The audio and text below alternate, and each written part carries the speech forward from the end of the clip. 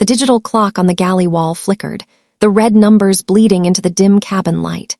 5 seconds. That was all the time Kayla Sterling had before the world as she knew it ended.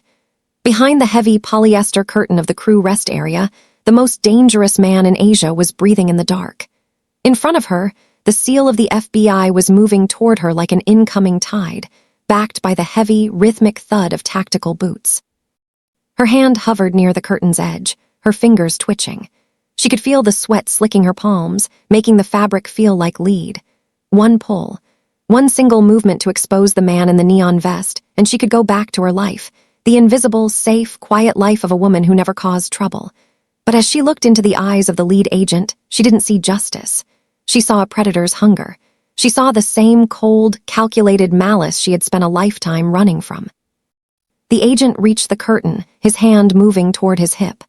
"Clear the area, miss," he barked, his voice a serrated blade that sliced through the pressurized silence. Kayla's heart hammered against her ribs, a frantic bird trapped in a cage. She looked at the trash cart, positioned just inches from the agent's boots, then at the man standing perfectly still beside it. Lim Hyun-Jae didn't look like a monster. He looked like a man who had already accepted his death, his gaze fixed forward with a terrifying, calm dignity. "He's with me," Kayla blurted out. The words felt like stones in her mouth, heavy and irreversible. The agent froze, his hand stopping inches from the curtain. He turned his gaze toward her, narrowing his eyes as if trying to peer through her skull. "Excuse me." "The maintenance worker," Kayla said, her voice trembling but gaining a desperate momentum. She stepped forward, physically placing herself between the agent and the man in the vest. "He's my lead technician. We've been having issues with the door seal in the galley. I called him up personally before we pushed back." Silence stretched between them, thick enough to suffocate. Behind her, she could feel the heat radiating from Hyun-Jae. He hadn't moved a muscle, but the air around him seemed to hum with a quiet, lethal energy. The agent looked at the trash cart, then back at Kayla's face, searching for a crack in the mask. For a heartbeat, she was certain he would hear her heart leaping out of her chest. "Technician, huh?" the agent mused, his hand finally dropping from his holster but remaining close. He stepped into her personal space, the scent of stale coffee and aggression rolling off him. "Funny, I didn't see his name on the manifest." Kayla forced a tight, professional smile, the kind she had practiced 1,000 times for difficult passengers. "Late edition, sir. Security protocols, you know how it is." The lie was out. The treason was complete. As the agent finally turned his head to scan the rest of the cabin, Kayla knew there was no going back. She had just hidden a king in a den of wolves, and the flight hadn't even begun. And her service face firmly in place, nodding at passengers who barely looked her in the eye. To them, she was just part of the aircraft's upholstery. Then she saw him. He was dressed in a standard-issue gray maintenance jumpsuit, the fabric slightly too stiff, and the neon safety vest over it a shade too bright. He was pushing a heavy-duty cleaning cart, his head bowed just enough to avoid direct eye contact, yet not so low as to look suspicious. At a glance, he was exactly what he claimed to be, a ghost in the machinery of the airport, someone paid to be ignored. But Kayla had spent 10 years training her eyes to notice the smallest details, a passenger's hidden anxiety, a malfunctioning overhead bin, the slight tremor in a traveler's hand. As the man pushed the cart past her, his sleeve shifted upward just a fraction of an inch. That was when she saw the watch. It was a Patek Philippe, a masterpiece of white gold and sapphire crystal that shimmered with an aggressive, quiet wealth. It was a timepiece that cost more than the airplane's engines, a watch that belonged on the wrist of a man who owned cities, not a man who emptied trash bins. The contrast hit her like a physical jolt. Her gaze traveled up from the watch to his hands. They weren't the hands of a laborer. They were clean, steady, and carried a terrifying kind of stillness. When he finally glanced up, his eyes met hers for a split second. They weren't the eyes of a man afraid of being caught. They were the eyes of a man who was already 3 moves ahead of everyone in the room. In that moment, the name clicked. Lim Hyun-Jae, the hidden king of Seoul, the man whose face had been plastered across every intelligence briefing for the last 48 hours. She should have screamed. She should have signaled the air marshal or activated the silent alarm in the cockpit. But as she watched him move toward the back of the plane, she noticed something else. Two men in suits were watching him from the terminal gate, not with the focused intensity of law enforcement, but with the cold, hungry precision of wolves waiting for their alpha to stumble. They weren't there to arrest him. They were there to ensure he never walked off this plane alive. In that heartbeat, Kayla realized that the law outside was just a different kind of monster. And as the FBI breached the door moments later, the golden watch remained burned into her retina, a silent signal that the man in the vest was the only one on this plane telling a truth, even if it was wrapped in a lie. The captain's voice crackled over the intercom, stripped of its usual professional warmth. "Ladies and gentlemen, we are experiencing a ground delay. Please remain in your seats with your seatbelts fastened. Local authorities have requested a temporary lockdown of the aircraft." The cabin air seemed to thin instantly. The low hum of the engines died, replaced by the ominous, rising whine of sirens outside the fuselage.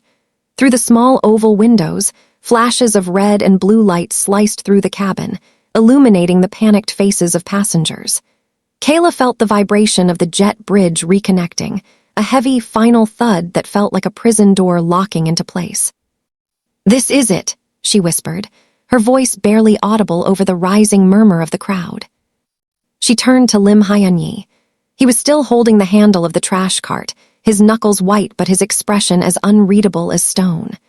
In the flickering emergency lights, the calm predator looked less like a maintenance worker and more like a statue of a fallen king. He didn't ask her what to do. He simply waited, his intense gaze weighing her soul, calculating whether her courage would hold. "Follow me," she commanded, the timidity that had defined her for years finally fracturing. "Now." She grabbed a spare service apron and threw it toward him. "Cover the vest. Push the cart toward the mid-galley. There's a blind spot near the crew rest storage." As they moved, the main cabin door was thrown open with a violent crash.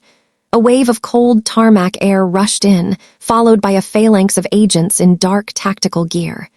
"FBI! Hands where we can see them. Nobody moves." The lead agent, a man with a face like scarred granite, stepped onto the carpet. He didn't look like he was looking for a fugitive. He looked like he was hunting a trophy. Kayla watched as he signaled his team to begin a row-by-row identification. They were moving fast, their boots trampling the quiet sanctuary she had spent her career maintaining. Kayla shoved Hyun-Jae into the narrow alcove behind the beverage carts. Her heart was a frantic drum, her breath coming in shallow hitches. She reached out, her fingers trembling as she adjusted the collar of his jumpsuit to hide the faint line of a dragon tattoo creeping up his neck. "If they find you, they kill me too," she hissed, her eyes locking onto his deep-set, observant gaze.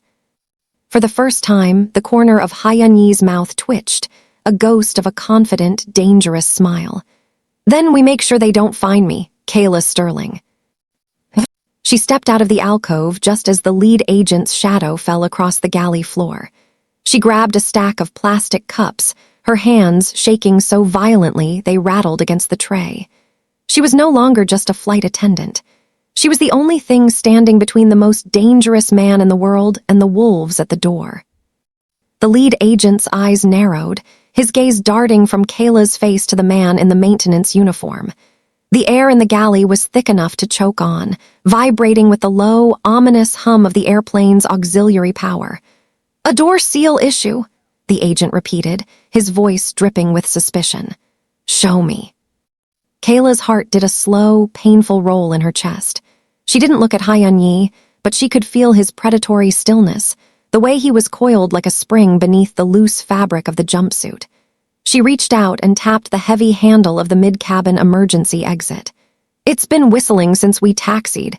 If it's not pressurized correctly, we won't be cleared for takeoff." The agent stepped closer, his tactical vest creaking. He gestured with the barrel of his weapon toward Hyun-Jae. "Well, what are you waiting for, technician? Fix it." Hyun-Jae stepped forward with a gait that was terrifyingly controlled. He didn't look like a man being ordered. He looked like a king condescending to perform a common task. He reached into the cleaning cart, his fingers closing around a heavy wrench. For a heartbeat, Kayla was certain he was going to swing it, that he would cave in the agent's skull right there on the blue-flecked carpet. Instead, he turned to the door. The agent stood less than 2 feet away, his hand resting on his holstered sidearm, his eyes locked on Hyun-Jae's every movement. One wrong gesture, one glimpse of the dragon tattoo beneath the collar, and the cabin would turn into a slaughterhouse. Hyun-Jae began to work. The metallic clink of the wrench against the locking mechanism echoed through the silent cabin like a ticking clock. His movements were precise, professional, and entirely faked. Kayla watched his hands, those steady, powerful hands, and realized he was mimicking the movements of the ground crew she had seen 1,000 times. He wasn't just a boss, he was a master of observation. "Having trouble?" the agent asked, his voice low and goading. Hyun-Jae didn't look up. "The locking pin is misaligned," he said, his voice a deep, gravelly rasp that sent a shiver down Kayla's spine. It was the first time he had spoken in front of the authorities, and the authority in his tone was almost his undoing. Kayla quickly stepped in, rattling a tray of soda cans to mask the gravity of his voice. "He's the best we have, sir, but he's not much for talking, just likes to get the job done." The agent leaned in, his face inches from Hyun-Jae's shoulder. He was looking for the watch, the tattoo, the lie. Kayla held her breath, her fingers digging into the plastic edge of the galley counter. The tension was a physical weight, a wire pulled so tight it was screaming. Finally, after what felt like an eternity, the agent spat on the floor and stepped back. "Make it fast. We have a manifest to clear, and I don't like waiting." As the agent turned his back to scan the passengers again, Hyun-Jae's eyes met Kayla's in the reflection of the stainless steel galley door. There was no fear in them, only a cold, dark promise that the game was just beginning. The lead agent finally drifted toward the back of the plane, his heavy footsteps muffled by the carpet, but his presence still looming like a shadow. For the first time since the cabin doors had hissed shut, the galley felt like a temporary sanctuary rather than a stage. Kayla leaned against the stainless steel counter, her knees finally giving way to a violent tremor. She fumbled with a stack of napkins, trying to keep her hands busy as the silence of the pressurized cabin pressed in on her ears. "You're good at this," a voice rumbled, low and smooth as aged whiskey. Kayla jumped, nearly knocking over a carafe of coffee. Lim Hyun-Jae hadn't moved from his position by the door, but his posture had shifted. The submissive hunch of the technician was gone, replaced by the relaxed, terrifyingly confident stance of a man who owned the air he breathed. He looked at her, his deep-set eyes observing the frantic pulse in her neck. "I'm a criminal," she whispered, her voice cracking. "I just lied to a federal agent. I'm going to prison for the rest of my life." "Prison is for people who get caught by the law," Hyun-Jae said, stepping closer. The scent of expensive sandalwood and cold steel seemed to emanate from him, clashing with the industrial smell of his borrowed jumpsuit. He leaned in, his shadow swallowing her against the galley wall. "But those men out there, they aren't the law, Kayla Sterling." Kayla looked up, her eyes wide. "What are you talking about? They have badges, they have a warrant." Hyun-Jae's gaze darkened, his brow furrowing with a grim sort of amusement. "Badges can be bought. Warrants can be forged. Look at their boots." Kayla blinked, confused. "Standard FBI field agents wear issued tactical gear," he explained, his voice a low vibration in the small space. "Those men are wearing custom-sold combat boots used by mercenaries in the DMZ. They aren't here to put me in a cell. They are here to ensure I never leave this aircraft alive. If you hadn't stepped in, they would have discovered a weapon on me and ended this right there in seat 12B. The blood drained from Kayla's face. The clinical, cold scent of the cabin suddenly felt like the inside of a tomb. She wasn't just hiding a fugitive, she was standing in the middle of a hit. "Why?" she breathed. "Because dead men can't testify about where the money really goes," he said, his hand reaching out not to touch her, but to steady the tray she was holding. His fingers were warm, steady, and utterly unfazed by the death sentence surrounding them. "You saved my life, but in doing so, you've put a target on your own. If they realize who I am, they won't leave any witnesses." He looked at her then, not as a predator looks at prey, but as a king looks at an unexpected ally. Are you still ready to follow the rules, Kayla? Or are you ready to survive? Kayla looked at his hand on her tray, then out at the curtain where the agents waited. The fear was still there, but beneath it, a new, sharp spark of defiance began to burn. She wasn't just the invisible help anymore. She was the variable they hadn't planned for. The atmosphere inside the cabin was curdling. It wasn't just the stale, recycled air or the dimming emergency lights. It was the smell of collective panic. Passengers were shifting in their seats, their whispers rising into a low, jagged hum that set Kayla's teeth on edge. People were looking at the armed men in the aisles, then at each other, searching for a target for their frustration. "Excuse me, miss, I'm speaking to you." The voice cut through the galley like a serrated blade. Kayla turned to see Mrs. Higgins, a platinum blonde woman in 3A who had spent the last 20 minutes checking her gold watch every 30 seconds. Her face was flushed with a self-important fury, and her eyes were fixed, with terrifying precision, on Lim Hyun-Jae. "This is unacceptable," Mrs. Higgins hissed, loud enough for the nearest agent to tilt his head. "We have been sitting here for an hour. My connection in Dubai is not going to wait, and I certainly didn't pay for first class to watch a janitor loiter in the galley." Kayla felt the ice crawl up her spine. Hyun-Jae remained motionless, his eyes downcast in a perfect imitation of a shamed worker, but Kayla could see the slight tightening of his jaw. He was a king being insulted by a peasant, and the strain of his restraint was a physical thing in the air. "I'm so sorry for the delay, Mrs. Higgins," Kayla said, stepping forward to block the woman's view. Her voice was a masterpiece of practiced, flight attendant calm, even as her heart threatened to burst. "As I mentioned, we have a critical technical issue with the door. Our technician is working as fast as he can to ensure we don't have a cabin decompression at 30,000 feet. "He doesn't look like he's working," Higgins snapped, leaning around Kayla. She squinted at Hyun-Jae, her eyes narrowing behind designer frames. "He looks suspicious. Why isn't he wearing an airport ID badge on his vest? And since when does the maintenance crew wear such expensive—" "Mrs. Higgins," Kayla interrupted, her voice dropping to a sharp, authoritative tone she didn't know she possessed. She leaned in close, using her body to shield the glimpse of white gold on Hyun-Jae's wrist. "The men with the guns are very on edge. If you continue to raise your voice and cause a scene, they will categorize you as a security risk. They've already removed 2 people from the back for non-compliance. Do you really want to spend your evening in a federal holding cell instead of Dubai?" The older woman blanched, the blood draining from her cheeks as she looked past Kayla at the stone-faced agent standing 5 feet away. The Karen in her died, a sudden, quiet death, replaced by the primal instinct to stay invisible. She slumped back into her seat, huffing a final, weak protest before burying her face in a travel magazine. Kayla didn't breathe until the woman looked away. She felt a hand brush against the small of her back, a brief, steadying touch from Hyun-Jae that sent a jolt of electricity through her blazer. "Well played, Kayla Sterling," he murmured, his voice a ghost of a sound. She didn't look back. She just grabbed a bottle of water and started down the aisle, her hands finally steady. She had just silenced a fire, but the cabin was still a powder keg, and the fuse was burning short. The cabin fell into an uneasy, artificial quiet as the agents moved toward the cockpit, leaving the midsection momentarily unsupervised. Kayla used the window to check the galley supplies, her eyes darting to the floor of row 7. That was where the secondary threat revealed itself, not in a shout or a flash of light, but in a subtle, rhythmic clicking sound coming from beneath a seat. She moved toward it, pretending to collect discarded napkins. As she leaned down, her heart stopped.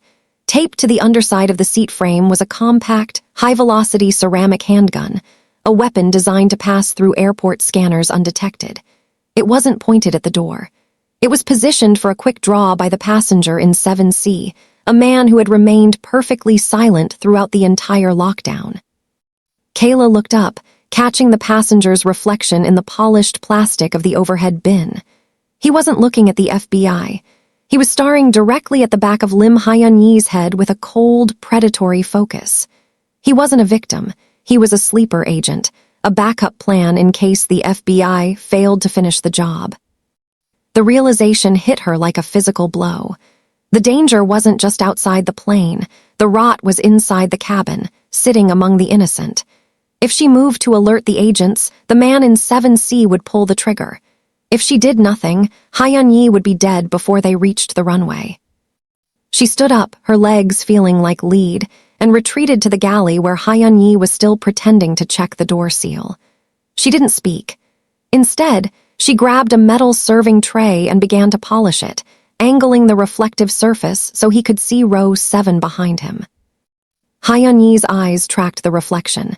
He didn't flinch, but the air around him grew heavy, charged with a lethal intent.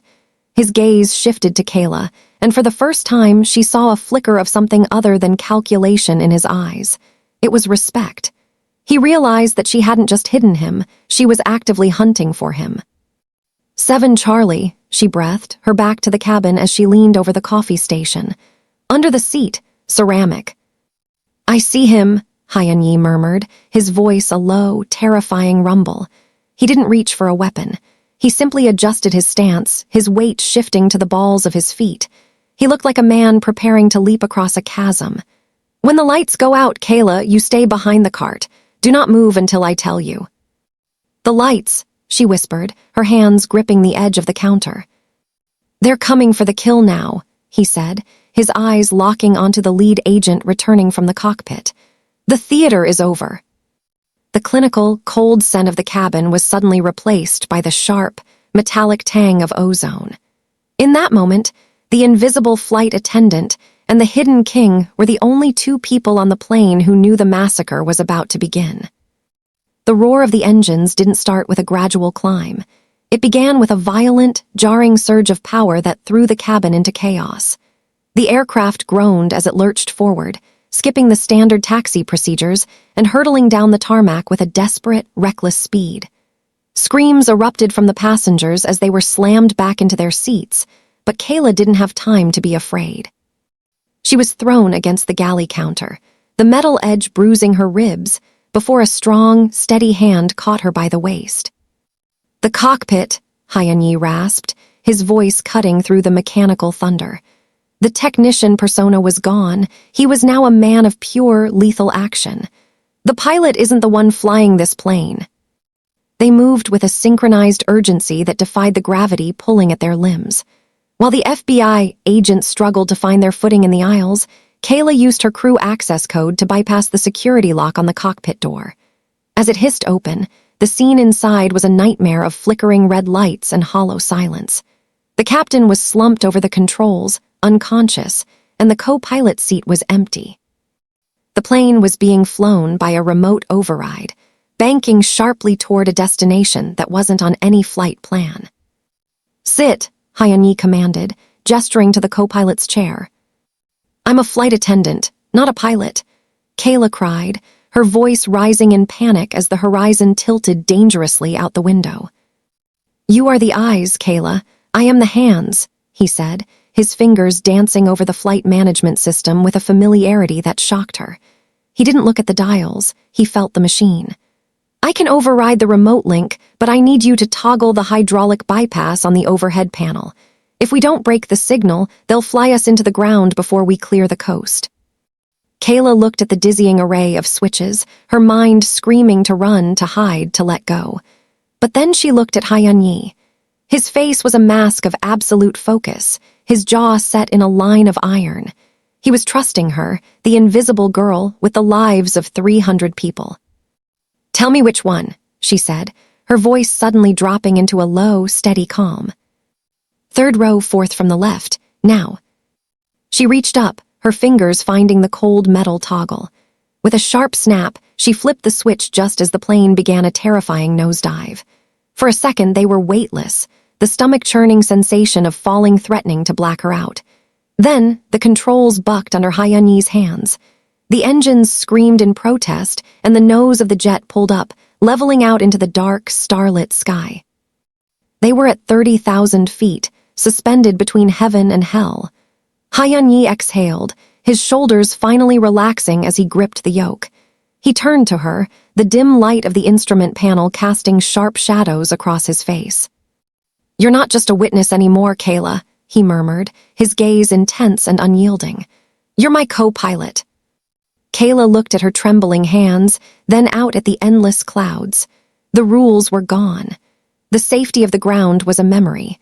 But as she looked at the Mafia boss beside her, she realized she had never felt more alive. The descent was a violent, jarring transition from the silent majesty of the stars to the harsh reality of the earth. Without the airport's guiding lights, the plane dropped toward a remote, decommissioned terminal that loomed like a concrete skeleton in the dark. The landing was far from graceful. The tires screamed against the neglected runway, sparks showering the windows as Hyun-Jae wrestled the massive bird to a halt just yards from the edge of a yawning hangar.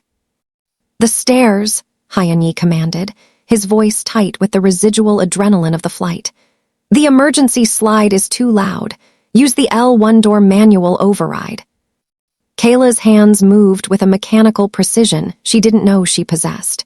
She felt the heavy thud of the door seal breaking, the rush of humid, salt-tinged air filling the cabin. But as the door swung open, the darkness of the hangar was suddenly obliterated by the blinding glare of high beams. 3 black SUVs were idling in a semicircle, their silhouettes sharp against the floodlights. Agent Miller, the man with the granite face, stepped out from the lead vehicle, his tactical rifle already leveled at the doorway. He wasn't hiding behind a badge anymore. "End of the line, Sterling," Miller roared, his voice echoing off the corrugated metal walls. "Hand him over, and maybe you'll live long enough to see a courtroom." Hyun-Jae stepped out from the shadows of the galley, placing a firm, warm hand on Kayla's shoulder. He wasn't hiding his face anymore. He stood tall, the wind whipping his dark hair, his gaze fixed on Miller with the predatory calm of a man who had already won. "They aren't here for a courtroom, Kayla," Hyun-Jae whispered. "Stay low." Before Miller could pull the trigger, the maintenance worker moved. Hyun-Jae didn't dive for cover.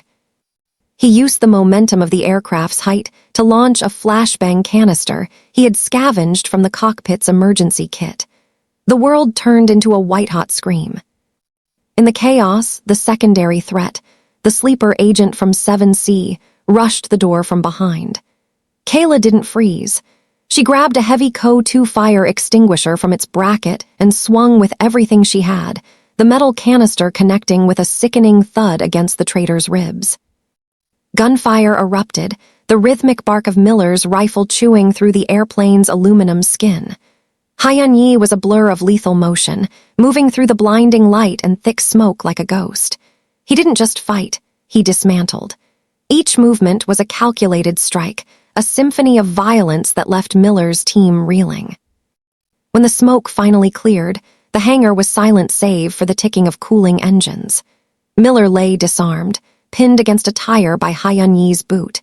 Kayla stood at the top of the stairs, the extinguisher still gripped in her trembling hands, her chest heaving.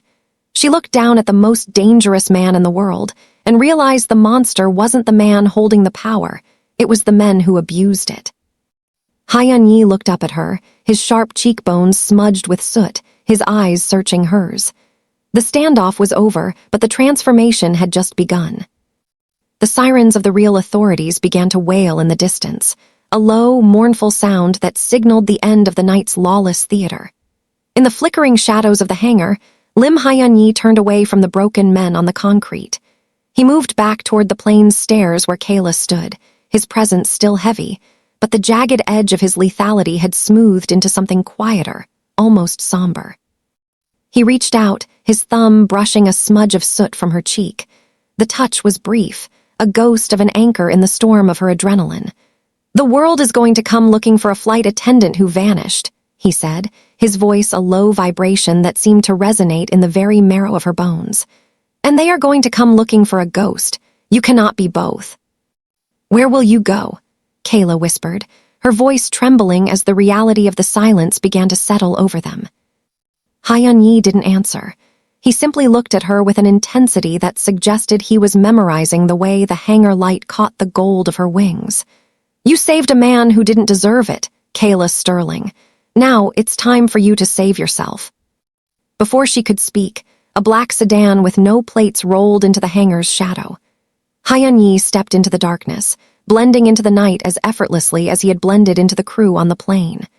By the time the first real police cruisers skidded onto the tarmac, the hidden king was gone, leaving nothing behind but the scent of sandalwood and the cooling engines of a hijacked jet. Kayla was questioned for hours, but she played the role she had perfected for a decade, the terrified, invisible help. She told them she had hidden in the galley, that she hadn't seen the faces of the men who fought, that she was just a girl trying to survive the night. They believed her because people always believe the quiet ones. It wasn't until she returned to her small, lonely apartment 3 days later that she found it. Sitting on her kitchen table was a plain manila envelope. Inside was a set of pristine documents, a new passport, a deed to a secluded villa in the Swiss Alps, and a bank statement with a balance that meant she would never have to answer to a demanding passenger or a corrupt supervisor again. But it was the small, velvet box at the bottom of the envelope that made her breath hitch. Inside sat the Patek Philippe watch, the golden weight that had started it all. Tucked beneath it was a note in elegant, sharp script, "For the woman who saw me when I was invisible. Never hide yourself again."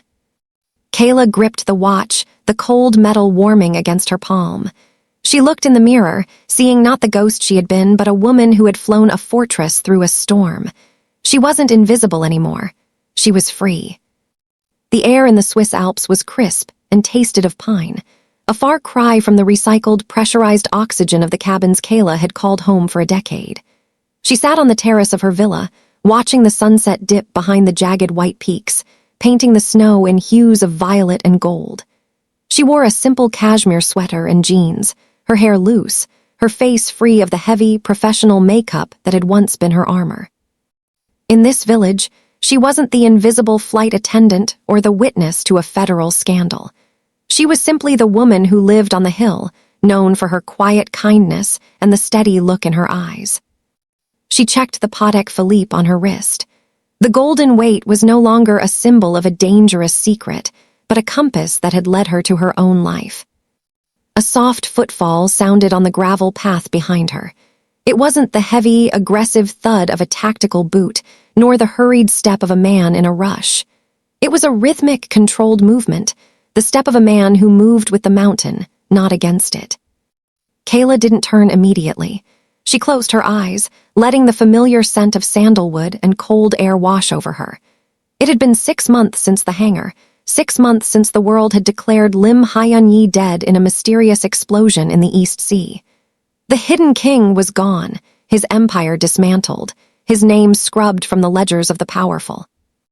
"I told you never to hide yourself again," a voice rumbled.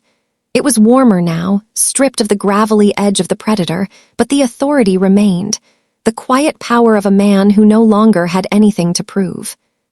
Kayla stood and turned. He was dressed in a dark wool coat, his face clean-shaven, the sharp lines of his cheekbones softened by a genuine, relaxed smile.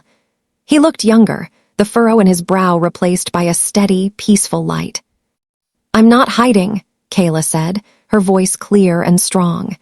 She stepped toward him, the distance between them closing until she could see the reflection of the mountains in his observant eyes. "I'm just waiting for the right person to find me." Hyun-Jae reached out, taking her hand.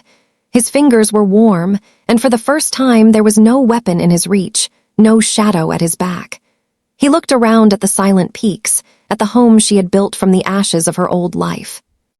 "No one knows our names here," he murmured, pulling her closer. "Good," Kayla whispered, leaning her head against his shoulder. "I like the ones we're going to choose together." As the stars began to pierce the twilight, the flight attendant and the Mafia boss disappeared into the warmth of the villa. The flight was over, the destination was reached, and for the first time in both their lives, they were exactly where they were meant to be.